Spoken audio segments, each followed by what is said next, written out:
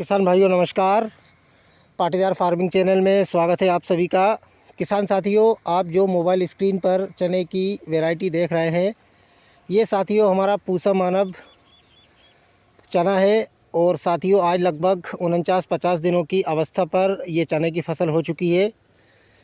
साथियों कतार से कतार की दूरी 18 इंच है और किसान भाइयों लगभग 27 से 28 केजी प्रति एकड़ हमने सीड रेट इस खेत में रखा है। और अभी तक किसान भाइयों चने की फसल में किसी भी तरह का स्प्रे नहीं हुआ है। ओनली किसान भाइयों पानी के साथ 30 से 35 केजी प्रति एकड़ यूरिया दिया है। फंजीसाइड की अगर बात करूं तो साथियों सीड ट्रीटमेंट किया था, उसके बाद स्प्रे में किसी भी तरह का फंजीसाइड अभी तक यूज़ नहीं किया है। और किसान भाइयों बहुत ही बढ़िया तरीके की कंडीशन चने की चल रही है।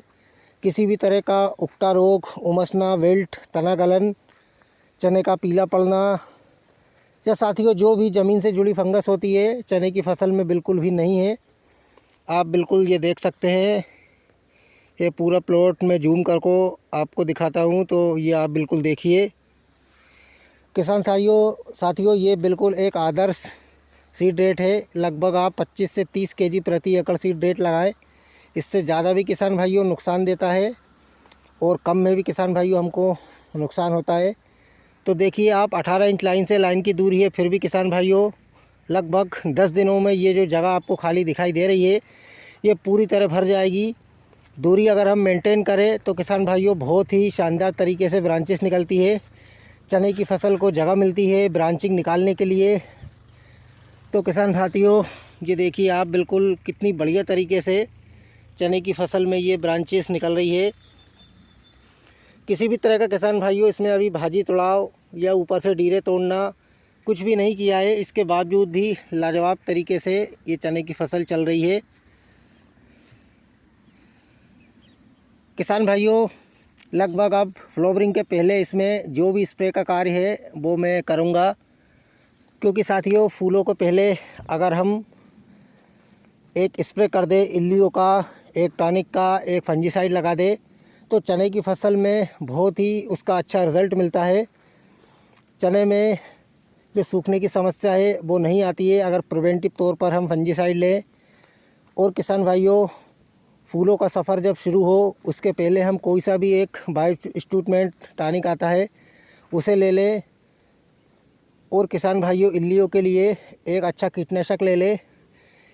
इन तीनों चारों का संयोजन करके अगर हम फ्लावरिंग के पहले चने की फसल में स्प्रे करें तो उससे किसान भाइयों हमको नुकसान नहीं होगा, अपितु किसान भाइयों फ़ायदा ही होगा। क्योंकि साथियों टेम्परेचर कम ज़्यादा होता रहता है, धुंध पड़ती है, चने में फूल ड्रॉपिंग की समस्या भी आ सकती है। तो ऐसी परिस्थिति में किसान भाइयों एक स्प्रे बहुत ज़रूरी होता है। अगर साथियों चने की फसल बढ़िया चल रही है, किसी भी तरह का उसमें रोग फंगस नहीं है, तो अनावश्यक रूप से खर्च करना भी थोड़ा सा सही नहीं रहता है।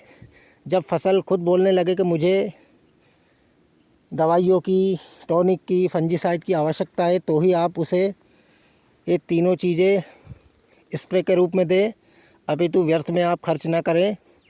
फसल अच्छी चल रही है, अच्छी बोलती है तो अलग ही दिख जाती है।